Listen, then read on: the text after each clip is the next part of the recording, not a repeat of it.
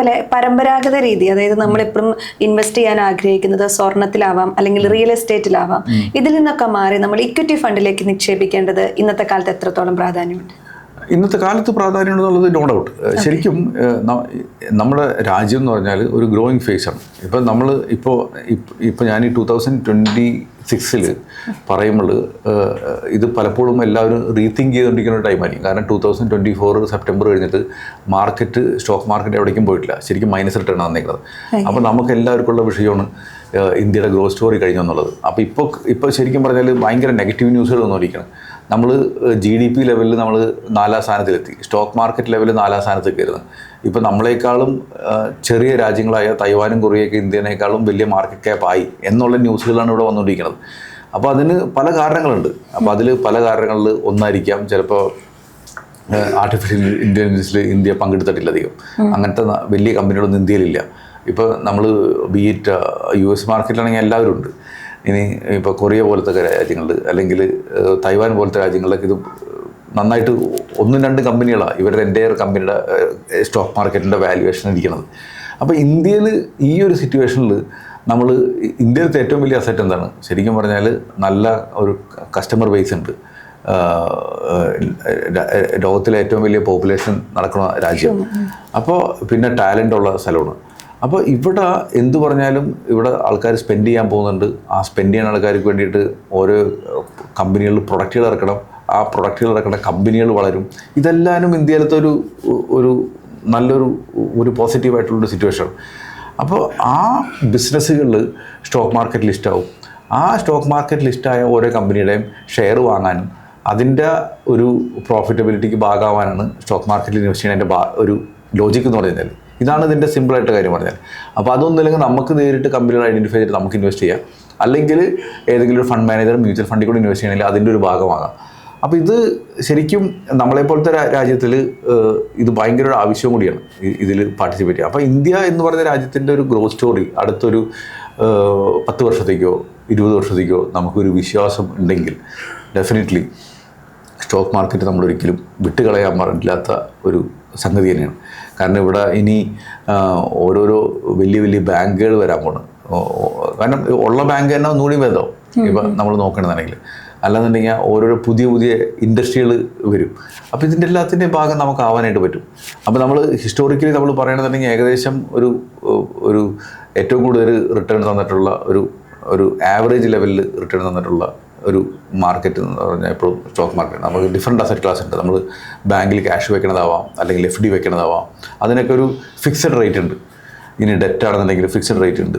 ഇനി കമ്മോഡിറ്റി ഗോൾഡും അല്ലെങ്കിൽ സിൽവർ ആണെങ്കിലും അതിനൊരു ഫിക്സഡ് ഒരു ഗ്രോത്ത് ഉണ്ട്. അപ്പോൾ കഴിഞ്ഞ 2 വർഷം നല്ലൊരു റിട്ടേൺ തന്നു. അപ്പോൾ നമുക്കെപ്പോഴും ലാസ്റ്റ് 1 വർഷം 2 വർഷം തന്ന് എൻ്റെ പുറകെ പോകുന്ന ഒരു സ്വഭാവം നമുക്കുണ്ട്. അതൊരു ബുദ്ധിമുട്ടാണ്. അപ്പോൾ നമ്മൾ നോക്കുകയാണെന്നുണ്ടെങ്കിൽ എപ്പോഴും ഡിഫറെൻറ്റ് അസറ്റ് ക്ലാസ് ഡിഫറെൻറ്റ് ടൈമിൽ നന്നായിട്ട് വർക്ക് ചെയ്യും. അപ്പോൾ നമ്മൾ കോവിഡ് കഴിഞ്ഞ ഒരു സിറ്റുവേഷൻ നമ്മൾ നോക്കുകയാണെന്നുണ്ടെങ്കിൽ അന്ന് സ്റ്റോക്ക് മാർക്കറ്റ് എല്ലാവരും താഴെ പോകുന്നത് ഒറ്റയടിക്ക് 30% താഴെ പോയി. എന്നിട്ട് അവിടുന്ന് പെട്ടെന്ന് അങ്ങോട്ട് തിരിച്ചു വന്നു. അത് തിരിച്ചു വന്നിട്ട് പിന്നെ അതിലുണ്ടായിട്ടുള്ള കാര്യം വെച്ചാൽ സ്റ്റോക്ക് മാർക്കറ്റിൽ തന്നെ സ്പെസിഫിക് ആയിട്ടുള്ള ചെറിയ കമ്പനികൾ, സ്മോൾ ക്യാപ്പ് കമ്പനികൾ അല്ലെങ്കിൽ മിഡ് ക്യാപ്പ് കമ്പനികളിലാണ് കൂടുതൽ റിട്ടേൺ വന്നത്. അപ്പോൾ ഇൻവെസ്റ്റേഴ്സിന് എല്ലാവർക്കും അയ്യോ എൻ്റെ ഫ്രണ്ടിന് കൂടുതൽ റിട്ടേൺ കിട്ടി, എനിക്കും വേണമെന്ന് വെച്ചിട്ട് എല്ലാവരും പൈസ കൊണ്ടിടാൻ തുടങ്ങി. അപ്പോൾ ആ സിറ്റുവേഷൻ കഴിഞ്ഞപ്പോൾ സ്പെസിഫിക് സെക്ടേഴ്സിലേക്ക് കൂടുതൽ ഇമ്പോർട്ടൻസ്, ഏതെങ്കിലും സ്പെസിഫിക് സെക്ടറിൽ ഏതെങ്കിലും സ്പെസിഫിക് ഇൻഡസ്ട്രിയിൽ നല്ലൊരു ബൂം കാണുന്നുണ്ട്. അപ്പോൾ ആൾക്കാർ പിന്നെ അവിടേക്ക് പോകുന്ന ഒരു സിറ്റുവേഷൻ. അപ്പോൾ എല്ലാ 1 വർഷം 2 വർഷം കൂടുമ്പോഴും ഇത് മാറിക്കൊണ്ടിരിക്കും. ഇത് കഴിഞ്ഞിട്ട് പിന്നെ സിൽവറിൽ ഭയങ്കര ഒരു ഗ്രോത്ത് വന്നു. അപ്പോൾ നമ്മൾ അയ്യോ സിൽവറിൽ ഞാനിട്ടില്ല, എൻ്റെ അത് മിസ്സായി. ഇനി അത് കഴിഞ്ഞിട്ട് ഇപ്പോൾ ഗോൾഡ് അതിനൊപ്പം ഗ്രോത്ത് വന്നു. അപ്പോൾ ഇപ്പോഴത്തെ അവസ്ഥയിൽ ഇനി NRIസിനൊക്കെയുള്ള വിഷയം വെച്ചാൽ ഡോളറിൻ്റെ വില ഭയങ്കരമായിട്ട് കൂടി. അപ്പോൾ ഇന്ത്യയിലേക്ക് കൺവേർട്ട് ചെയ്യണത് ഭയങ്കര മോശമാണ്. അപ്പോൾ നമ്മൾ നോക്കുകയാണെങ്കിൽ ഈ 5 വർഷത്തിനുള്ളിൽ ഓരോ വർഷവും തീം മാറിയില്ലേ? അപ്പോൾ ഇതിൽ നമ്മൾ നോക്കുകയാണെങ്കിൽ അപ്പോൾ നമ്മൾ നോക്കേണ്ടത് അടുത്ത ലാസ്റ്റ് 20 വർഷം എന്ത് സംഭവിച്ചു? അപ്പോൾ അതും ഈ പറഞ്ഞ റൊട്ടേഷൻ നടന്നിട്ടുണ്ട്. അപ്പോൾ അതിൽ ആവറേജ് റിട്ടേൺ നമുക്ക് നോക്കുകയാണെന്നുണ്ടെങ്കിൽ എല്ലാത്തിൻ്റെയും കാണണമെന്നുണ്ടെങ്കിൽ നമുക്ക് നോക്കാൻ പറ്റും. ഇക്വിറ്റിയിൽ ഒരു 10-15% റിട്ടേൺ തന്നുണ്ട്. അപ്പോൾ ഇപ്പോൾ നമ്മൾ കൂടുതൽ നമുക്ക് കഴിഞ്ഞ വർഷങ്ങളിൽ തന്നപ്പോൾ ചിലതൊക്കെ കുറച്ചും കൂടി കൂടുതൽ തന്നു. അപ്പോൾ അതിനൊരു റിവേഴ്സൽ നടക്കണം. അതാണ് ഇപ്പോൾ നടന്നുകൊണ്ടിരിക്കുന്നത് 2 വർഷമായിട്ട്. അപ്പോൾ ഇതിൻ്റെ റിട്ടേൺ ഈ ഒരു ബേസിക് ഒരു സിറ്റുവേഷനിലേക്ക് വരും. അപ്പോൾ നമ്മൾ നോക്കേണ്ട കാര്യത്തിൽ എൻ്റെ ഇൻവെസ്റ്റ്മെൻറ്റിൽ എത്രമാത്രം ഇൻവെസ്റ്റ്മെൻറ്റ് ഇക്വിറ്റിയിൽ വെക്കണം, എത്രമാത്രം ഗോൾഡിൽ വെക്കണം, എത്രമാത്രം റിയൽ എസ്റ്റേറ്റിൽ വെക്കണം എന്നൊരു അനുപാതത്തിൽ നമ്മൾ ഇൻവെസ്റ്റ് ചെയ്യണമെന്നുണ്ടെങ്കിൽ നമുക്ക് അത്യാവശ്യം നല്ലൊരു ഗ്രോത്ത് ഇതിൽ നിന്ന് ഉണ്ടാക്കിയെടുക്കാൻ പറ്റും. അതുപോലെ ഇപ്പം സാറ് പറഞ്ഞ പോലെ ഇപ്പം സിൽവറും ഗോൾഡും ഒക്കെ ഭയങ്കര പെർഫോം ചെയ്തു. അപ്പോൾ ഈ പെർഫോം ചെയ്ത് കഴിയുമ്പോഴായിരിക്കും സാധാരണക്കാർ ഇതിനെക്കുറിച്ച് കൂടുതൽ സ്റ്റോക്കിനെ കുറിച്ചൊക്കെ അറിഞ്ഞിട്ട് പിന്നെ അതിൽ ഇൻവെസ്റ്റ് ചെയ്യും. അപ്പോഴത്തേനും അതൊരു എന്താ പറയുക ഇടിയാനുള്ള ഒരു സാധ്യതയുണ്ടല്ലോ. അതായത് പെർഫോം ചെയ്തു പിന്നെ ഒരു താഴേക്ക് വരാനുള്ള ഒരു സാധ്യതയുണ്ടല്ലോ. അപ്പം ആളുകൾ ഈ ഇത്തരം വാർത്തകൾ കൂടുതലായി വരും. നമ്മൾ ഗോൾഡിൽ ഹൈ പെർഫോമൻസ് ചെയ്തപ്പോൾ എല്ലാവരും കൊണ്ട് ഇൻവെസ്റ്റ് ചെയ്തു, പിന്നെ അത് താഴേക്ക് പോകുന്നൊരു സിറ്റുവേഷൻ ഉണ്ട്. ഇനി 2 വർഷത്തേക്ക് ഒരു വലിയ പെർഫോമൻസ് ഉണ്ടാവില്ല എന്നും വാർത്തകൾ റിപ്പോർട്ടുകളും ഉണ്ട്. അപ്പം നമ്മൾ അങ്ങനെ പോയി ഇൻവെസ്റ്റ് ചെയ്യുന്നത് ഒരു തെറ്റായ പ്രവണതയല്ലേ? നമ്മൾ കൃത്യമായി പഠിച്ചതിന് ശേഷം ഏതാണ് പെർഫോം ചെയ്യാൻ സാധ്യതയുള്ളതെന്ന് മനസ്സിലാക്കി ഇൻവെസ്റ്റ് ചെയ്യുന്നതാണോ നല്ലത്? അല്ല, അങ്ങനെ പറ്റുകയാണെങ്കിൽ നല്ലതാണ്. പക്ഷെ നമുക്കത് പറ്റുമെന്നുള്ളതാണ് അടുത്ത ക്വസ്റ്റ്യൻ. എല്ലാവർക്കും അതിനുള്ള സമയമുണ്ടോ എന്നുള്ളതാണ് ഇവിടുത്തെ ഒരു വിഷയം. അപ്പോൾ നമുക്ക് ഒരു സാധനം കറക്റ്റ് ടൈമിങ് ചെയ്യാന്ന് പറഞ്ഞാൽ വലിയ ബുദ്ധിമുട്ടാണ്. ഇന്ന ടൈമിൽ നല്ലത് നോക്കിയിട്ട് ചെയ്യൽ എപ്പോഴും ബുദ്ധിമുട്ടാണ്.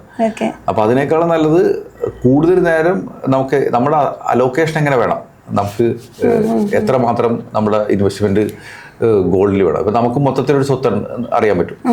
നമുക്കെല്ലാവരുടെയും ഓരോ വ്യക്തിക്കും നോക്കണമെങ്കിൽ എൻ്റെ സ്വത്ത് മൊത്തത്തിൽ എത്രയാണെന്ന് അറിയാൻ പറ്റും.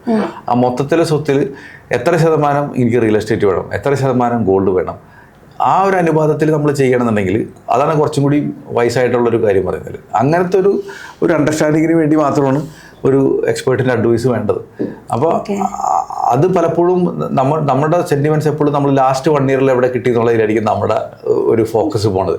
അതിൽ നിന്നൊന്നും മാറി നിൽക്കണം. അപ്പോൾ അതിന് വേണ്ടിയിട്ട് നമ്മൾ കൃത്യമായിട്ട് ടൈം ചെയ്യാന്ന് പറയാൻ നടക്കുന്ന കേസല്ല. പലപ്പോഴും ഇത് പറ്റില്ല. നമുക്ക് ഇപ്പോൾ നമ്മളിപ്പോൾ ശരിക്കും നമ്മൾ സ്റ്റോക്ക് മാർക്കറ്റിലൊക്കെ ഉള്ള ഏറ്റവും വലിയ ബുദ്ധിമുട്ട് വെച്ചാൽ ഏതെങ്കിലും ഒരു പർട്ടിക്കുലർ സ്റ്റോക്കിൻ്റെ പ്രൈസ് തന്നെ നോക്കണമെങ്കിൽ നമുക്ക് കാണാൻ പറ്റും ഗ്രാഫിൽ ഇവിടെ നിന്ന് വന്ന് ഇവിടെ കയറിപ്പോയി ഇവിടെ നിന്ന്. അപ്പോൾ ശരിക്കും നമ്മൾ പറയും ഇപ്പോൾ നമുക്ക് ആ കറക്റ്റ് ടൈമിൽ ഇവിടെ വെച്ചിട്ട് പിടിക്കരുത്, എന്നിട്ട് അവിടെ വരുമ്പോൾ വിൽക്കുകയും അങ്ങനെ ഒരിക്കലും ചെയ്യാൻ പറ്റില്ല. അത് ഇപ്പോൾ അമേരിക്കയിലത്തേക്ക് തന്നെ വലിയ വലിയ കമ്പനികൾ നോക്കുകയാണെങ്കിൽ ഇപ്പോൾ ആപ്പിൾ പോലത്തെ കമ്പനികൾ, അല്ലാന്നുണ്ടെങ്കിൽ ഗൂഗിൾ, ആൽഫബറ്റ് പോലത്തെ കമ്പനികൾ, അല്ലെങ്കിൽ മെറ്റ പോലത്തെ ഇതൊക്കെ ശരിക്കും പറഞ്ഞാൽ ഒരു 10-40% താഴെ പോയിടും. അപ്പോൾ ഒന്ന് ആലോചിച്ച് നോക്കുക, ആ താഴെ പോണതും മുകളിൽ എത്തുന്നത് കറക്റ്റായിട്ട് അറിയാനുള്ള കഴിവുണ്ടായിരുന്നു അവരെത്രമാത്രം കാശുണ്ടാക്കിയായിരുന്നു.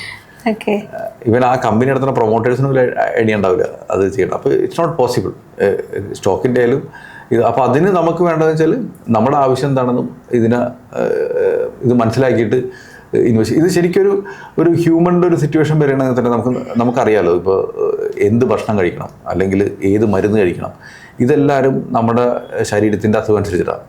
അപ്പോൾ നമുക്ക് ശരീരത്തിൽ എന്ത് അസുഖം ഉണ്ടെന്ന് മനസ്സിലാക്കാനുള്ള കഴിവും വേണം, എന്നിട്ട് അതിന് പറ്റിയ ഭക്ഷണം ഏതാണെന്ന് മനസ്സിലാക്കാനുള്ള കഴിവ് വേണം. ഈ 2 കോമ്പിനേഷനാണ് ശരിക്കും പറഞ്ഞാൽ നമ്മുടെ എല്ലാവരുടെയും. നമുക്ക് പ്രോട്ടീൻ്റെ കുറവുണ്ടോ, ഇതൊക്കെ മനസ്സിലാക്കിയിട്ട് നമുക്കൊരു ഡയറ്റീഷ്യൻ്റെ സഹായത്തോടെ ചെയ്യണമെന്നുണ്ടെങ്കിൽ കുറച്ചും കൂടി നല്ലതായിരിക്കും. ഇത് തന്നെയാണ് നമ്മുടെ വെൽത്തിൻ്റെ കേസിൽ. ഓക്കെ, എൻ്റെ ഒരു ക്ലാരിറ്റിക്ക് വേണ്ടി ഞാൻ ഒന്നും കൂടെ ചോദിച്ചോട്ടെ. അതായത് ഇപ്പം ഏറ്റവും പെർഫോം ചെയ്ത് നിൽക്കുക, ഉദാഹരണത്തിന് ഗോൾഡ് ഇപ്പം ഏറ്റവും പെർഫോം ചെയ്ത് നിൽക്കുകയാണെങ്കിൽ ഇപ്പം ഞാൻ അതിൽ കൊണ്ട് ഇൻവെസ്റ്റ് ചെയ്യുന്നത് ഒരു ഉചിതമായ തീരുമാനമാണ്, അതോ വില കുറഞ്ഞിരിക്കുന്ന സമയത്ത് നമ്മൾ ഇൻവെസ്റ്റ്? അല്ല, അതിനേക്കാളും കൂടുതൽ വെച്ചാൽ ഇപ്പോൾ നിങ്ങളുടെ ഇൻവെസ്റ്റ്മെൻറ്റിൽ ഗോൾഡ് എത്രമാത്രം ഉണ്ട്. ഇപ്പോൾ ഗോൾഡ് ഇപ്പോൾ മൊത്തത്തിലുള്ളതിൽ ഇപ്പം മൊത്തത്തിൽ എത്ര സ്വത്തുണ്ട്, 1 കോടി ഉണ്ടാകും. അപ്പോൾ അതിൽ എത്ര രൂപയ്ക്കുള്ള ഗോൾഡ് ഉണ്ട്. ഇപ്പോൾ നമുക്ക് ഒരു 75 ലക്ഷത്തിന് ഗോൾഡ് ഉണ്ടെങ്കിൽ ഗോൾഡ് വിൽക്കേണ്ട ടൈമാണ്. കാരണം ഇപ്പോൾ ഉദാഹരണം പറഞ്ഞാൽ നമ്മൾ ആദ്യം കയ്യിൽ ഇപ്പോൾ 10 ലക്ഷം ഉള്ളൂ എന്നായിരിക്കും. അപ്പോൾ 10 ലക്ഷമുള്ള ടൈമിൽ യങ്ങായിരുന്ന ടൈമിൽ 10 ലക്ഷം ഉള്ളൂ. അപ്പോൾ 10 ലക്ഷമുള്ള ടൈമിൽ നമ്മൾ ഗോൾഡിൽ ഒരു 3 ലക്ഷം രൂപയ്ക്ക് ഇൻവെസ്റ്റ് ചെയ്തിട്ടുണ്ട്. ഇത് ഇപ്പോഴത്തെ ഒരു സിറ്റുവേഷനിൽ ആ 3 ലക്ഷം ഇൻവെസ്റ്റ് ചെയ്ത് ചിലപ്പോൾ 30 ലക്ഷം ആയിട്ടുണ്ടോ, അത്ര ആയിട്ടില്ല, എന്നാലും ഞാൻ പറയണം 30 ലക്ഷം ആയിട്ടുണ്ടെന്ന് ആയിരിക്കും. അപ്പോൾ നമ്മുടെ അടുത്തുള്ള മൊത്തത്തിലുള്ള ഇൻവെസ്റ്റ്മെന്റ് ആകെ ഒരു 60 ലക്ഷം ഉള്ളൂ. അപ്പോൾ 50% ഇരിക്കുന്നത് ഗോൾഡിലാണ്. അവിടെയാണ് നമ്മൾ ഗോൾഡ് കട്ട് ചെയ്യേണ്ടത്. അപ്പോൾ അങ്ങനെ അലോക്കേറ്റ് ചെയ്ത് കഴിഞ്ഞാൽ നമുക്ക് മനസ്സിലാക്കാൻ പറ്റിയത് കറക്റ്റാണ്. അല്ലാതെ അല്ലാതെ വേറൊരു വിധത്തിൽ നമുക്ക് നോക്കാം. കുറച്ചാലായിട്ട് ഗോൾഡ് ഒട്ടും പെർഫോം ചെയ്തിട്ടില്ല, അപ്പോൾ എനിക്ക് ഗോൾഡ് കുറച്ചും കൂടി അക്യൂമുലേറ്റ് ചെയ്യുക എന്നുള്ളത് നോക്കുകയാണെങ്കിൽ that is also another good option. അങ്ങനെ ടൈം ചെയ്യണത് ഇറ്റ്സ് ഡിഫിക്കൽട്ട്. ഇപ്പോഴത്തെ ഒരു സിറ്റുവേഷൻ പറഞ്ഞാൽ നമ്മൾ നോക്കുകയാണെങ്കിൽ 2 വർഷമായിട്ട് ഇന്ത്യൻ മാർക്കറ്റ് പെർഫോം ചെയ്തിട്ടില്ല. അതെ. അപ്പൊ ഇപ്പൊ ശരിക്കും പറഞ്ഞാൽ പുതിയ ഇൻവെസ്റ്റ്മെന്റ് കൂടുതൽ വേണ്ടത് ഇന്ത്യൻ മാർക്കറ്റില്ല. ഇനിയിപ്പോ ഒരു നല്ലൊരു റാലി തരാൻ സാധ്യതയുണ്ട്. എനിക്കറിഞ്ഞൂടാ. പക്ഷെ അവിടെ നിന്നാണ്, കാരണം ഇപ്പൊ നമ്മൾ നോക്കുകയാണെങ്കിൽ ഗോൾഡും സിൽവറും തന്നു അല്ലെ, US മാർക്കറ്റും തന്നു. അപ്പൊ ഇനി നമ്മൾക്ക് ഉണ്ടാവണം, ഇനി അടുത്ത സിറ്റുവേഷൻ എന്ന് പറഞ്ഞാൽ ഇപ്പൊ എന്തുകൊണ്ട് US മാർക്കറ്റ് കയറി, AI ബൂം ഉണ്ടായിരുന്നു. അപ്പോൾ ഇപ്പോൾ നമ്മൾ എപ്പോഴും നോക്കുകയാണെന്നുണ്ടെങ്കിൽ നമ്മൾ ഇപ്പോൾ ഇൻ്റർനെറ്റ് വന്നപ്പോൾ അല്ലെങ്കിൽ .com വന്നപ്പോൾ അപ്പോഴൊക്കെ ഇതേമാതിരി വാല്യൂഷൻ കയറിയിട്ടുണ്ട്. അപ്പോൾ ഇപ്പോൾ പെട്ടെന്ന് എന്തെങ്കിലും ഒരു കറക്ഷൻ വന്നു കഴിഞ്ഞാൽ, ഇപ്പോൾ ഇൻ്റർനെറ്റ് എന്ന് പറഞ്ഞാൽ ശരിക്കും പറഞ്ഞാൽ നമ്മൾക്കറിയാം ഇത് നമുക്ക് എല്ലാവർക്കും ആവശ്യമുള്ള സാധനമാണ്. ഇന്ന് ഞാൻ റോട്ടിൽ കൂടെ വരുമ്പോൾ റോട്ടിലിരുന്ന് 2 അതിഥി വർക്കേഴ്സ് യൂട്യൂബിലിരുന്ന് വീഡിയോ കണ്ടുകൊണ്ടിരിക്കുക. അവർക്ക് റോട്ടിൽ ഫുട്പാത്തിലിരുന്നിട്ട് നിലത്തിരുന്നിട്ട്, അപ്പോൾ they don't have much income. അവരിരുന്നിട്ട് ഇൻ്റർനെറ്റ് കാണുന്നു. പണ്ട് ഇൻ്റർനെറ്റ് എന്ന് പറഞ്ഞാൽ നമ്മൾ കഫേയിൽ പോയിരുന്നിട്ട് നമ്മൾ ചെയ്യണം. ഇപ്പോൾ ആ സിറ്റുവേഷൻ മാറി. അപ്പോൾ നൗ ഈ സാധനം നോർമലായി. അപ്പോൾ ശരിക്കും പറഞ്ഞാൽ യൂസേഴ്സ് ഇവർ യൂസ് ചെയ്യുന്നത്. അപ്പോൾ ഇതിൻ്റെ മെയിൻ പൈസ ഉണ്ടാക്കണ ആരാ? ഡാറ്റ കമ്പനികളും ഇവരൊക്കെയാണ്. ഇനി ആർട്ടിഫിഷ്യൽ ഇൻ്റലിജൻസും അങ്ങനെയാവും. അപ്പോൾ ആ ടൈമിൽ ഇവരെല്ലാവരും ഇത് യൂസ് ചെയ്യുന്ന ടൈമിൽ I don't know who will use benefit എന്നുള്ളത്. അപ്പോൾ ആ സമയത്ത് ചിലപ്പോൾ ഇന്ത്യ പോലത്തെ രാജ്യമായിരിക്കും കൂടുതൽ ബെനിഫിറ്റ്. കാരണം അവർ വാല്യുവേഷൻ ഈസ് കറക്റ്റ്. കാരണം നമുക്ക് അതിന് വേണ്ടിയിട്ട് ഒരു ബൾക്ക് വാല്യുവേഷൻ അവിടെ ഇട്ടിട്ടില്ല. എനിക്കറിഞ്ഞൂടെ, ഞാൻ കൺഫ്യൂസ് ചെയ്യുന്നുള്ളത്. പക്ഷേ ഇപ്പോഴത്തെ ഒരു സിറ്റുവേഷൻ പറഞ്ഞാൽ ഇപ്പോഴത്തെ AI വേറെ എന്തെങ്കിലും അപകടം വല്ലതും സംഭവിക്കണമെങ്കിൽ ഇന്ത്യ വിൽ ബി ബെനിഫിഷ്യൽ ഈ പറയുന്ന സിറ്റുവേഷൻ. കാരണം ഇന്ത്യ അതിൽ പൈസ ഇട്ടിട്ടില്ല അധികം. അപ്പോൾ പക്ഷെ അത് ഇപ്പോൾ ഇത് എല്ലാവർക്കും യൂസ് ചെയ്യാവുന്ന ഒരു സിറ്റുവേഷൻ ആയിട്ടുണ്ട് ഈ ഒരു സിറ്റുവേഷനിൽ. അപ്പോൾ നമുക്കതിൻ്റെ ബെനിഫിറ്റിൽ എടുക്കണ ഒരു രാജ്യമായിട്ട് നമുക്ക് വരും. ഇനി ക്രെഡിറ്റ് കാർഡിനെ കുറിച്ച് ഇതും പറഞ്ഞിട്ട് ഇപ്പൊ ഉള്ള എല്ലാ പൈസയും കടം വാങ്ങി ഇൻവെസ്റ്റ് ചെയ്യാനല്ല പറയുന്നത്. കടം വാങ്ങി ഇൻവെസ്റ്റ് ചെയ്യാൻ പാടില്ല എന്നൊരു കാര്യം കൂടി ഇൻവെസ്റ്റ് ചെയ്യരുത്. ഓക്കെ. ഇനി ക്രെഡിറ്റ് കാർഡിനെ കുറിച്ച് വെച്ചാൽ നമുക്ക് ക്രെഡിറ്റ് കാർഡ് യൂസ് ചെയ്യാൻ അറിയില്ലാത്തൊരു വലിയ പ്രശ്നമുണ്ട്. ആളുകൾ മിനിമം ഡ്യൂ അടച്ചിട്ട് അതിനെ വീണ്ടും വീണ്ടും ഉപയോഗിക്കും. കുറേയധികം ക്രെഡിറ്റ് കാർഡുകൾ കയ്യിലെടുത്ത് വെക്കുന്നവരുണ്ട്. ഇത് അവരുടെ ജീവിതത്തെ എങ്ങനെയാണ് ബാധിക്കുക? അവരുടെ സിബിൽ സ്കോറിനെയൊക്കെ എങ്ങനെ ബാധിക്കും? അല്ല, സിബിൽ ഇത് കറക്റ്റായിട്ട് ഉപയോഗിക്കേണ്ട കറക്റ്റാണ്. ഇത് കുറേ കാർഡ് ഉണ്ട്, കറക്റ്റായിട്ട് അടച്ചു പോകുന്നു. പിന്നെ നമ്മുടെ യൂസ് ചെയ്യണത് ആ പർട്ടിക്കുലർ ലിമിറ്റിനേക്കാൾ 50% മാത്രമേ ഉപയോഗിക്കണുള്ളെങ്കിൽ അത് നല്ലതാണ്. സിബിൽ സ്കോറൊക്കെ നന്നാവുള്ളൂ. പിന്നെ ഡ്യൂ ഡേറ്റ് ഒട്ടും മിസ്സാവുന്നില്ല. ഡ്യൂ ഡേറ്റ് മിസ്സാവുന്ന സമയത്താണെങ്കിൽ മിനിമം അല്ല മുഴുവൻ അടച്ചു പോകുന്നത്. മിനിമം അടച്ചിട്ടാണെങ്കിൽ ഡ്യൂ ഡേറ്റ് മിസ്സായതിൻ്റെ അർത്ഥം. കാരണം ഇപ്പോൾ 50,000 രൂപ അടയ്ക്കേണ്ട വന്നു, മിനിമം അടയ്ക്കേണ്ടത് 3,000 ആണ്. ആ 3,000 അടച്ചിട്ടാണെന്നുണ്ടെങ്കിൽ അതിനർത്ഥം ഡ്യൂ ഡേറ്റ് മിസ്സായതിൻ്റെ അർത്ഥം. അപ്പോൾ അതും സിബിൽ സ്കോറിനെ വേസ്റ്റായിട്ട് അനുഭവിക്കും. പിന്നെ നമുക്ക് കടക്കണിയിൽ വരും. അപ്പോൾ അങ്ങനെയൊന്നും ചെയ്യരുത്. അപ്പോൾ ക്രെഡിറ്റ് കാർഡ് ഉപയോഗിക്കണമെങ്കിൽ എല്ലാ ക്രെഡിറ്റ് കാർഡും എന്താണെന്ന് കൃത്യമായിട്ട് അറിയാമെന്നുള്ളത് ഭയങ്കര ഇമ്പോർട്ടൻ്റ് ആയിട്ടുള്ള ഒരു കാര്യമാണ്. കാരണം ക്രെഡിറ്റ് കാർഡിൽ തന്നെ ചില കാർഡ് പെട്രോൾ അടിക്കുമായിരിക്കും ലാഭം, ചില കാർഡ് അപ്പോൾ അങ്ങനെയൊക്കെ യൂസ് ചെയ്യണമെങ്കിൽ കുഴപ്പമില്ല. പക്ഷെ എൻ്റെ അഭിപ്രായത്തിൽ ഒരു കാർഡ് മതി എന്നുള്ളതാണ്. പക്ഷെ നമ്മൾ ചില ടൈമിൽ പറയില്ല ഇത് ഫ്രീ ആണ് എന്നൊക്കെ പറഞ്ഞിട്ട് നമ്മൾ ടെംപ്റ്റ് ചെയ്തിട്ട് പലരും ഇത് തരും. പിന്നെ ഇപ്പോൾ ഈ ഫ്രീ ആയിട്ടുള്ള കാർഡിനൊക്കെ ഭയങ്കര ഡേഞ്ചറാണ്. കാരണം വെച്ചാൽ ഇപ്പോൾ 4% ഇൻട്രസ്റ്റ് പെർ മന്ത് എന്ന് വെച്ചാൽ 4% പെർ മന്ത് എന്ന് വെച്ചാൽ close to 50% per year interest എന്ന് വെച്ചാൽ. അപ്പോൾ ഒരു 1 ലക്ഷം 2 ലക്ഷമൊക്കെ ഡ്യൂ വന്നു കഴിഞ്ഞാൽ അത് മതി നമ്മുടെ നിന്ന് ഭയങ്കരമായിട്ട് പൈസ പോകാനായിട്ട്. അപ്പോൾ അത്തരം സാഹചര്യത്തിലേക്ക് ചെന്ന് പെടാതിരിക്കുക. കാരണം ക്രെഡിറ്റ് കാർഡ് ഉണ്ടെന്ന് പറഞ്ഞിട്ട് നമ്മൾ ചിലപ്പോൾ ഒരു ഷോപ്പിൽ ചെല്ലുന്ന ടൈമിൽ ഇപ്പോൾ അവിടെ തന്നെ ഏതെങ്കിലും ബൈ നൗ പേ ടുമോറോ എന്നൊക്കെ പറഞ്ഞിട്ടുള്ള സാധനം കിട്ടും. അതൊക്കെ ക്രെഡിറ്റ് കാർഡിൽ കൂടിയായിരിക്കും നമ്മൾ പേ ചെയ്യണത്. അപ്പോൾ ഏതെങ്കിലും ഫോണൊക്കെ വാങ്ങണമെന്നുണ്ടെങ്കിൽ അത് തന്നെ മതി 30,000 രൂപ. ഇപ്പോൾ യങ്സ്റ്റേഴ്സൊക്കെ ആ ട്രാപ്പിൽ ചെന്ന് പെടുന്നുണ്ട്. ഫോണൊക്കെ ആവറേജ് 30,000 രൂപ അല്ലേ? അപ്പോൾ നമ്മൾ അതിലൊക്കെ ചെന്ന് പെടുന്ന ഒരു സിറ്റുവേഷൻ ഉണ്ട്. അപ്പോൾ അതെപ്പോഴും നമ്മൾ കൃത്യമായിട്ട് ബാലൻസ് ചെയ്തിട്ട് ചെയ്യാന്നുള്ളതാണ് നമ്മൾ ചെയ്യേണ്ടത്. ഇപ്പോൾ പലപ്പോഴും നമ്മൾക്കൊരു യങ്സ്റ്റേഴ്സൊക്കെ ജോലി, ഇപ്പോൾ നമ്മുടെ പെൻഡായിട്ടിലൊക്കെ ഓഫീസിൽ ജോലി കിട്ടുമ്പോൾ നമുക്ക് സാലറി അക്കൗണ്ട് ഉണ്ട് എല്ലാവർക്കും. അപ്പോൾ സാലറി അക്കൗണ്ട് കൊടുക്കുമ്പോൾ തന്നെ ക്രെഡിറ്റ് കാർഡ് ഫ്രീ എന്ന് പറഞ്ഞിട്ട് വിളിക്കും. അപ്പോൾ ഞാൻ ബാങ്കിൻ്റെ പേരൊന്നും പറഞ്ഞില്ല, എല്ലാ ബാങ്കിലും ചെയ്യേണ്ടത്. ഞാൻ ബാങ്കിനായിട്ടുള്ള ബാങ്കിൻ്റെ കുഴപ്പമില്ല, അത് എല്ലാ ബാങ്കും അത് കൊടുക്കുന്നത്. അതിൽ പറയും നമ്മൾ പറയും ഫ്ലൈറ്റിൽ പോകുമ്പോൾ മറ്റേ ഇത് ആക്സസ് മറ്റേ ലോഞ്ച് ആക്സസ് ഫ്രീ എന്നൊക്കെ പറഞ്ഞിട്ട് കിട്ടും. അപ്പോൾ നമ്മൾ പറയില്ല ഇപ്പോൾ ഇവൻ ലോഞ്ച് ആക്സസിന് വേണ്ടി എത്ര പേര് കാർഡ് എടുത്തിട്ടുണ്ടോ അറിയാം. ഫ്ലൈറ്റ് കയറണുണ്ടാവില്ല. ഫ്ലൈറ്റും അല്ല ഇപ്പം ലോഞ്ച് ആക്സസ് ആണ്. ഇപ്പോൾ കഴിഞ്ഞ ദിവസം ഇപ്പോൾ നമ്മൾ നോക്കുകയാണെന്നുണ്ടെങ്കിൽ ഇപ്പോൾ 8 പ്രാവശ്യമായിട്ടാണ് ഒരു കൊല്ലത്തിൽ കിട്ടുന്നത്. അപ്പോൾ ചിലവരുണ്ട് എനിക്കൊരു 10-12 പ്രാവശ്യമെങ്കിലും വേണം, അപ്പോൾ 2 കാർഡ് എടുത്ത് വയ്ക്കാൻ നമുക്ക് പറഞ്ഞു. അപ്പോൾ അതിൻ്റെ ഒന്നും ആവശ്യമില്ല. നമ്മളുടെ ആവശ്യങ്ങൾ മനസ്സിലാക്കിയിട്ട് ഇതിനെല്ലാത്തിനും ഒരു ഡിസിപ്ലിൻ വേണമെന്നുള്ളൂ. ഇപ്പോൾ എനിക്കെപ്പോഴും ഈ ക്രെഡിറ്റ് കാർഡ് എല്ലാ കാര്യങ്ങളും പറയുമ്പോൾ ഞാൻ അതിൻ്റെ അപ്പുറത്തെ സൈഡും നന്നായിട്ട് ഉപയോഗിക്കണവരെ കണ്ടിട്ടുണ്ട്. അപ്പോൾ ഞാൻ ക്രെഡിറ്റ് കാർഡിൻ്റെ തന്നെ ഒരിക്കൽ ഞാനൊരു വർക്ക്ഷോപ്പ് എടുത്തുകൊണ്ടിരിക്കുകയാണ്. അപ്പോൾ അവിടെ ഒരു കോളേജിലാണ് MBA കുട്ടികളാണ്. അപ്പോൾ അതിലൊരു പെൺകുട്ടി വന്ന് പറയുന്നത് എനിക്ക് 7 കാർഡ്, വലിയ നമ്പർ ഓഫ് കാർഡ് ഉണ്ട്, ഭയങ്കര ബെനിഫിറ്റ് കിട്ടിയെന്ന് പറഞ്ഞിട്ട്. അപ്പോൾ കാരണം അവരെന്തോ അങ്ങോട്ട് മാറ്റി പേയ്മെൻറ്റ് നടത്തും, അങ്ങനെയൊക്കെ ചെയ്തിട്ട് ആ കുട്ടി എന്തൊരു ഇത്തിരി കഷ്ടതയിൽ പോയിക്കൊണ്ടിരിക്കുന്ന ഒരു ടൈം ഉണ്ടായിട്ടുണ്ട്. ആ ടൈമിൽ ഇത് ഭയങ്കര ഹെൽപ്ഫുൾ ആയിരുന്നു എന്ന് പറഞ്ഞിട്ട്. അപ്പോൾ അത് ആ കുട്ടിക്ക് നന്നായിട്ട് ഉപയോഗിക്കാൻ അറിയണതിൻ്റെ പേരില്ല. പക്ഷേ ആ കുട്ടിക്ക് ഒരു ഡിസിപ്ലിൻ തെറ്റിയിരുന്നെങ്കിൽ അത് പെട്ടുപോയത്. അപ്പോൾ ആ കുട്ടി ഇതുവരെ ഒരു ഡ്യൂസും തെറ്റിച്ചിട്ടില്ല. ഇങ്ങനെയുള്ളതിൻ്റെ പേരിൽ കറക്റ്റായിട്ട് പോയി. പിന്നെ ഓരോ കാർഡും ഓരോരോ സ്ഥലത്തും പേയ്മെൻറ്റ് നടത്തുന്ന ടൈമിൽ കൂടുതൽ ഡിസ്കൗണ്ട് കിട്ടും, അങ്ങനെ കറക്റ്റായിട്ട് നോക്കിയിട്ടൊക്കെ ചെയ്യുന്നതെന്ന് പറയുന്നത്. പക്ഷെ അതെനിക്ക് തോന്നുന്നൊരു 1 ലക്ഷത്തിൽ ഒരാൾക്ക് ചെയ്യാൻ പറ്റത്തുള്ളൂ, ബാക്കി എല്ലാവരും അതിൽ പെട്ടുപോകും.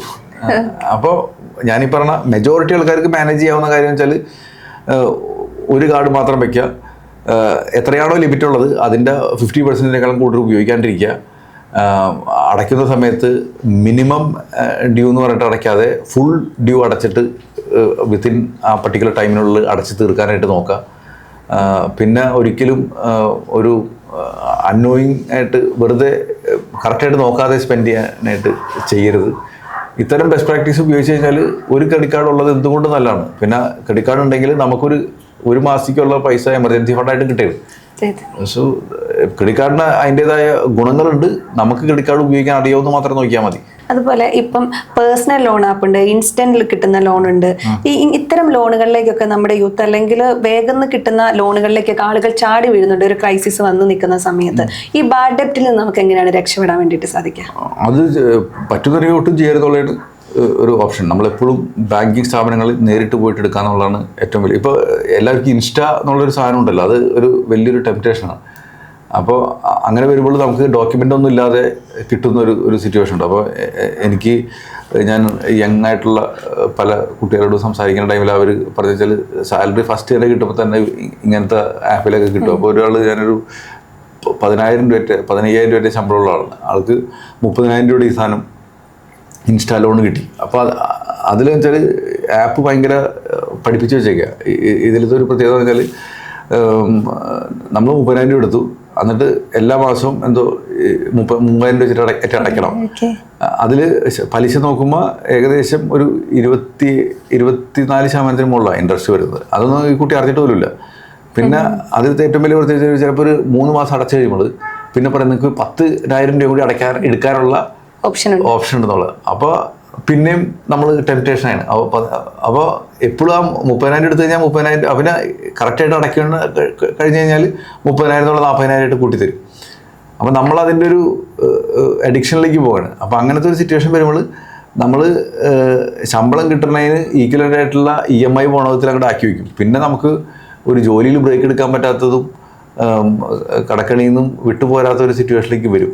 അപ്പോൾ ഒരിക്കലും ഇൻസ്റ്റാ ആപ്പിലൊന്നും പോയിട്ട് ലോൺ എടുക്കരുത്.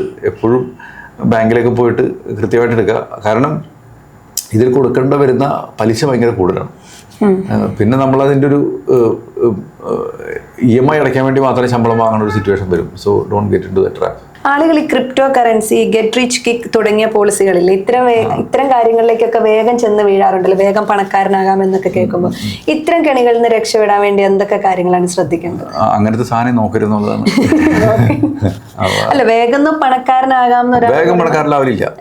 അതിലേക്ക് ആളുകൾ വേഗം ഒരു സാർ പറഞ്ഞ ടെംപ്റ്റേഷനിൽ ആളുകൾ ചെന്ന് ചാടലോ, ഞാൻ വേഗം റിച്ച് ആവും. ഇപ്പൊ അങ്ങനെ ഇപ്പൊ നമ്മളൊരു വീഡിയോക്ക് ഒരു തമ്പ് കണ്ടാൽ തന്നെ ആളുകൾ എങ്ങനെ വേഗം പണക്കാരനാവാന്ന് വെച്ചാൽ അത് കിട്ടും. അത് ശരിക്കും പറഞ്ഞാൽ അങ്ങനത്തെ ഇതിൽ നമ്മൾ പഠിക്കേണ്ട കാര്യം വെച്ചാൽ അങ്ങനത്തെ ഒരു ടെംപ്റ്റേഷൻ ആദ്യം തന്നെ ചോദിക്കുക, എനിക്ക് അങ്ങനത്തെ ഒരു ടെംപ്റ്റേഷൻ ഉണ്ടെന്നുള്ളത്. അപ്പോൾ അത് വല്ല കൗൺസിലിങ്ങിനൊക്കെ പോയിട്ട് അത് മാറ്റിയെടുക്കാൻ നോക്കുക. അതായിരിക്കും കുറച്ചുകൂടി നല്ലത്. ഇപ്പോൾ ശരിക്കും പറഞ്ഞു കഴിഞ്ഞാൽ നമ്മൾ ഒരു ഇറ്റ്സ് നമുക്ക് ഇതിലുള്ള കാര്യം പറഞ്ഞില്ലേ, ചില ആൾക്കാർക്ക് പെട്ടെന്ന് പണക്കാരനാവണേക്കാളും ഉപരി അവരുടെ മനസ്സിലുള്ള കാര്യം വെച്ചാൽ എനിക്കൊരു ബാധ്യത ഉണ്ട്, അതിൽ നിന്ന് രക്ഷപ്പെടാനായിട്ട് എനിക്ക് പെട്ടെന്ന് എങ്ങനെ സേവ് ചെയ്യാന്ന് വെച്ചിട്ടാണ് ഇവർ അടുത്തേക്ക് പിടിക്കുന്നത്. അപ്പോൾ അത് ആ ടെംപ്റ്റേഷൻ ഭയങ്കരമായിട്ട്, കാരണം എനിക്ക് ഇപ്പോൾ 2 ടൈപ്പ് ഉണ്ട്. പെട്ടെന്ന് പണക്കാരനാവാനായിട്ട് ഒരു പ്രാവശ്യം ചെയ്തുള്ളൂ, അതിൽ പെട്ട് കഴിയുമ്പോൾ പിന്നെ പെട്ടെന്ന് അങ്ങനെ കടത്തിന്ന് മാറാനായിട്ട് പിന്നെ അത് പണി നോക്കുന്നുള്ളൂ. ഇപ്പോൾ നമ്മൾ സ്റ്റോക്ക് മാർക്കറ്റിലൊക്കെ വന്നിട്ട് ആദ്യം എനിക്ക് പെട്ടെന്ന് പണക്കാരനായിട്ട് ഞാനൊരു 10,000 വിട്ടിട്ട് ട്രേഡ് ചെയ്യും. അപ്പോൾ 10,000 മൊത്തം പോകും, പിന്നെ അടുത്ത് പോകും, പിന്നെ 1 ലക്ഷം കടമെടുത്തിട്ട് കൊണ്ടുവരും. പിന്നെ നമുക്ക് പിന്നെ ഉള്ള വിഷയം പറഞ്ഞാൽ അടുത്ത ട്രേഡിൽ 1 ലക്ഷം കടം വിട്ടാനുള്ള പൈസ ഇട്ട് അവിടെയാണ് ബാക്കി ചെയ്യുന്നത്. അതാണ് പിന്നെ 10 ലക്ഷം കടത്തിലേക്ക് പോണത്. അപ്പോൾ ആ ഒരു പെട്ടെന്നൊന്നും ഉണ്ടാവില്ല എന്നുള്ളത് നമ്മൾ മനസ്സിലാക്കുക. ഇപ്പോൾ ഒരാൾ ജിമ്മിൽ പോയി കഴിഞ്ഞാൽ അറ്റ്ലീസ്റ്റ് ഒരു കൈ പിടിക്കുമ്പോൾ ഒരു മസിലാവാൻ തന്നെ എനിക്ക് തോന്നുന്നൊരു 6 മാസം എടുക്കും തോന്നുന്നു. അപ്പോൾ അതാണ് ഒരു നാച്ചുറൽ ഒരു ഫ്ലോ എന്ന് പറഞ്ഞു കഴിഞ്ഞാൽ, അല്ലേ? അപ്പോൾ ഇത് മനസ്സിലാക്കിയിട്ട് എനിക്കിത് എപ്പോഴും ഞാൻ ടെംപ്റ്റിംഗ് ആണ്, എനിക്ക് പറയാനായിട്ട് എനിക്കറിഞ്ഞത് വേണമെങ്കിൽ കട്ട് ചെയ്തോട്ടെ. ഇതിൽ എപ്പോഴും ഉള്ളൊരു വിഷയം പറഞ്ഞാൽ വാരൻ ബഫറ്റ് പറഞ്ഞിട്ടൊരു കോട്ടുണ്ട്, നമുക്കൊരു കുട്ടീനെ കിട്ടുന്നുണ്ടെങ്കിൽ 10 പെൺകുട്ടികളെ വെച്ചിട്ട് എല്ലാവരും പ്രഗ്നൻ്റ് ആക്കിയിട്ട് 1 മാസം കൊണ്ട് കുട്ടി ഉണ്ടാവില്ല. 10 മാസം ഒരു കുട്ടിക്ക് വേണ്ടി വെയിറ്റ് ചെയ്യണം. അപ്പോൾ ഇതൊരു വളരെ നാച്ചുറൽ കോഴ്സാണ് ഈ പറഞ്ഞ സാധനം. ഇത് എനിക്കറിഞ്ഞത് വാരൻ ബഫറ്റ് നല്ല കോട്ടായിട്ട് പറഞ്ഞിട്ട് ഭംഗിയായിട്ട്, and it's A very natural thing. അപ്പോൾ നമുക്ക് ആ കുട്ടിയുടെ ഇമ്മ്യൂണിറ്റിയും എല്ലാവരും വേണമെന്നുണ്ടെങ്കിൽ we need 10 months. It's A very natural thing. അതേമാതിരി ഒരു മാവുണ്ടായിട്ട് അതിൽ നിന്ന് മാങ്ങ ഉണ്ടാവണമെങ്കിൽ ഇത്ര ടൈം എടുക്കും. അപ്പം അങ്ങനെയാണെങ്കിൽ വേറെ കടിയിൽ ഉറച്ചിട്ടായിരിക്കും ഇത് സാധനം വരുന്നത്. അപ്പം അങ്ങനെ നമുക്ക് കിട്ടുകയാണെങ്കിൽ, ആൻഡ് ഇത് very easy to say it. ചിലപ്പോൾ ചിലപ്പോൾ ഈ പറഞ്ഞിട്ട് നമുക്കൊരു ടെംപ്റ്റേഷൻ വന്നു പോകും. അപ്പോൾ അത് അവോയ്ഡ് ചെയ്യാന്നേ ഉള്ളൂ ഇതിൽ ചെയ്യാവുന്നൊരു കാര്യം പറയുന്നത്. കുട്ടികളുടെ വിദ്യാഭ്യാസം, കല്യാണം, ഇതിനൊക്കെ വേണ്ടി മാതാപിതാക്കൾ ദീർഘകാല നിക്ഷേപങ്ങൾ നടത്തുമല്ലോ. അപ്പം ഇതെവിടെയാണ് നിക്ഷേപിക്കേണ്ടത്? മ്യൂച്വൽ ഫണ്ട് സിമ്പിളായിട്ട് ചെയ്യുന്നത്. ഈ എന്തുകൊണ്ട് മ്യൂച്വൽ ഫണ്ട് എന്ന് പറയുന്നത് എന്ന് വെച്ചാൽ it's highly regulated. Someone is monitoring. Okay, നമ്മൾക്കൊരു ഗോൾഡ് 1 ഗ്രാം വാങ്ങി വെച്ച് കഴിഞ്ഞാൽ നമുക്ക് ഏറ്റവും കൂടുതൽ ഉറപ്പ് വേണ്ടത് ഒരൊറ്റ കാര്യത്തിലാണ്, ഗോൾഡിൻ്റെ പ്രൈസ് എവിടെ പോകുന്നുള്ളതിലല്ല, ആ 1 ഗ്രാമായിട്ട് ഉണ്ടാവും എന്നുള്ളതിലാണ്. ഇതാണ് ഏറ്റവും വലിയ. നമ്മളിപ്പോൾ ഗോൾഡ് നമ്മളിപ്പോൾ ഒരു 100 കിലോ അല്ല 1 കിലോ ഗോൾഡ് വാങ്ങി വെച്ച്, അത് നമ്മുടെ ഏറ്റവും വലിയ പേടിയെന്ന് വെച്ചാൽ 100ൻ്റെ നമ്മുടെ എല്ലാവരുടെ വിശ്വാസമാണ് ഗോൾഡിൻ്റെ വില മുകളിൽ കയറി പോകുന്നത്. പക്ഷെ ആ 1 കിലോ എന്ന് പറഞ്ഞാൽ 1 കിലോ ആയിട്ട് തന്നെ ഇരിക്കണം. ഇതാരെ നമുക്ക് എൻഷുർ ചെയ്യണത്? നമ്മൾ വീട്ടിൽ വെച്ച് കഴിഞ്ഞാൽ നമുക്ക് ഷുവർട്ടി കിട്ടില്ല. അതിനൊരു ലീഗൽ സിസ്റ്റം വേണം. ആ ലീഗൽ സിസ്റ്റമാണ് മ്യൂച്വൽ ഫണ്ട് തരുന്നത്. ഇനി അതിൻ്റെ ഉള്ളിൽ ചിലപ്പോൾ നമ്മൾ ഇൻവെസ്റ്റ് ചെയ്തിരിക്കുന്നത് ഒരു 10 കമ്പനിയിലായിരിക്കും, 100 കമ്പനിയായിരിക്കും. ആ 100 കമ്പനിയിൽ ഒരു കമ്പനി പൂട്ടിപ്പോയി കഴിഞ്ഞാലും ഒരാൾ റെഗുലേറ്റ് അത് കറക്റ്റായിട്ട് മോണിറ്റർ ചെയ്യണമെന്നുണ്ടെങ്കിൽ നമ്മുടെ പൈസ പോകാനുള്ള ചാൻസ് ഭയങ്കര കുറവാണ് ലോങ്ങർ ടൈമിൽ. ഇതാണ് മ്യൂച്വൽ ഫണ്ട് തരുന്ന ഒരു ആശ്വാസം. അപ്പോൾ നമ്മൾ കുട്ടികളുടെ എഡ്യൂക്കേഷനൊക്കെ വേണ്ടി ചെയ്യണത് മിക്കവാറും ഒരു 15 വർഷത്തേക്കൊക്കെ ആയിരിക്കും, അല്ലെങ്കിൽ 10 വർഷത്തിന് കൂടെ ആയിരിക്കും. അപ്പം നമുക്കറിയില്ല അടുത്ത 5 വർഷം എന്താണ്, അടുത്ത 10 വർഷം എന്താണെന്നുള്ളത്. അപ്പം നമുക്ക് ഒന്ന് ആ സെക്യൂരിറ്റി കിട്ടണം ആ പറഞ്ഞ ഒരു പീരീഡിലേക്ക്. പിന്നെ on a regular basis somebody has to monitor that. ഇതിനാണ് എന്തുകൊണ്ട് ഒരു റെഗുലേറ്റഡ് സിസ്റ്റത്തിൽ ഇൻവെസ്റ്റ് ചെയ്യണമെന്ന് പറയാം. ഇനി അതല്ല, എന്തിൽ ഇൻവെസ്റ്റ് ചെയ്യണമെങ്കിലും there should be a regulation, there should be a government protecting you. അതിന് വേണ്ടിയിട്ടാണ് ഇപ്പോൾ RBIയുടെ താഴെയുള്ള ബാങ്കുകളിൽ ഇൻവെസ്റ്റ് ചെയ്യുക, FD ആയിട്ട്, അല്ലെങ്കിൽ RD ആയിട്ട് പോസ്റ്റ് ഓഫീസിൽ ഇൻവെസ്റ്റ് ചെയ്യുക, സ്മോൾ സേവിങ് സ്കീം എന്നൊക്കെ പറഞ്ഞിട്ട് ഗവൺമെൻറ് സ്കീമുകളല്ലേ, സുകന്യ സമൃദ്ധി, അല്ലെങ്കിൽ സേവിങ്സ് പ്രൊഡക്റ്റുകൾ, ഇതിൽ, അല്ലെങ്കിൽ മ്യൂച്വൽ ഫണ്ടുകളിൽ ഇൻവെസ്റ്റ് ചെയ്യുക, അല്ലെങ്കിൽ സ്റ്റോക്കുകളിൽ ഇൻവെസ്റ്റ് ചെയ്യുക. ഇതൊക്കെയാണെങ്കിൽ റെഗുലേറ്റഡ് ആണ്. അല്ലാതെ നമുക്ക് പരിചയമുള്ള ആളെടുത്ത് പൈസ കൊടുത്തിട്ട് അവർ ഡബിളാക്കി തരാം, നോ. ഏതെങ്കിലും ഗവൺമെന്റ് സ്കീമുകൾ സെലക്ട് ചെയ്താണ് ഇപ്പോൾ. ഗവൺമെന്റ് സ്കീമുകൾ, ഗവൺമെന്റിന്റെ അപ്രൂവൽ ആയിട്ടുള്ള റെഗുലേറ്റഡ് ആയിട്ടുള്ള സ്കീമുകൾ, that is nothing but mutual fund പോലത്തെ സാധനങ്ങൾ. ഇന്നത്തെ കുട്ടികൾക്ക് പണം ഉപയോഗിക്കാൻ അറിയില്ല എന്ന് പറയും. കാരണം അവർ 100 രൂപ ചോദിച്ചാൽ ചിലപ്പോൾ 150 രൂപ മാതാപിതാക്കൾ കൊടുക്കുന്ന ഒരു സാഹചര്യമൊക്കെ ഉണ്ട്. അപ്പോൾ കുട്ടികളിലെ ഫിനാൻഷ്യൽ ലിറ്ററസി വളർത്തിയെടുക്കേണ്ടതിന്റെ പ്രാധാന്യം എത്രത്തോളം ഉണ്ട്? സ്കൂളുകളിലും കോളേജിലും അതൊരു പാഠ്യ വിഷയമായിട്ടില്ലല്ലോ, ഇപ്പൊ അങ്ങനെ ആയി വരുന്നുണ്ട്. അപ്പം കുട്ടികളിൽ എങ്ങനെയാണ് ഒരു സമ്പാദ്യശീലം വളർത്തിയെടുക്കാൻ വേണ്ടി ഡിസ്കസ് ചെയ്യാന്നുള്ളൂ ഏറ്റവും കൂടുതലായിട്ട്. ഡെഫിനറ്റ്ലി ഡിസ്കസ് ചെയ്യണം, ഭയങ്കര ഇമ്പോർട്ടൻ്റ് ആണ്. സ്കൂളിൽ ചെയ്യണ പോലെ തന്നെ വീട്ടിലും ചെയ്യണം. കാരണം നമ്മൾ ശരിക്കും പറഞ്ഞാൽ പാരൻസിന് ഭയങ്കര റോളുണ്ട്. കാരണം പാരൻസിൻ്റെ സ്വഭാവം എങ്ങനെയാണോ അവർ കണ്ടുപിടിക്കണം. ഇപ്പോൾ നമുക്ക് രണ്ടുപേർക്കും എന്നുണ്ടെങ്കിലും നമ്മൾ actually a small duplicate version of our parents. ഇപ്പം നല്ലതായാലും ചീത്തയായാലും നമ്മൾ ചിലപ്പോൾ അംഗീകരിക്കണമെന്നുണ്ടാവില്ല, പക്ഷേ ദർ ഈസ് ഇൻഫ്ലുവൻസ്. അപ്പോൾ ആ ഇൻഫ്ലുവൻസ് നമ്മളിപ്പോൾ വേറൊന്നും വേണ്ട, നമ്മളിപ്പോൾ വീട്ടിൽ ഒരു റൂമിൽ നിന്ന് അപ്പുറത്തെ റൂമിലേക്ക് പോകുമ്പോൾ ഫാൻ ഓഫ് ചെയ്യണമെന്ന് വിചാരിക്കും. അത് പിന്നെ നമ്മുടെ കുട്ടികൾക്ക് അത് ശീലമായി. അവിടെ you are losing out electricity.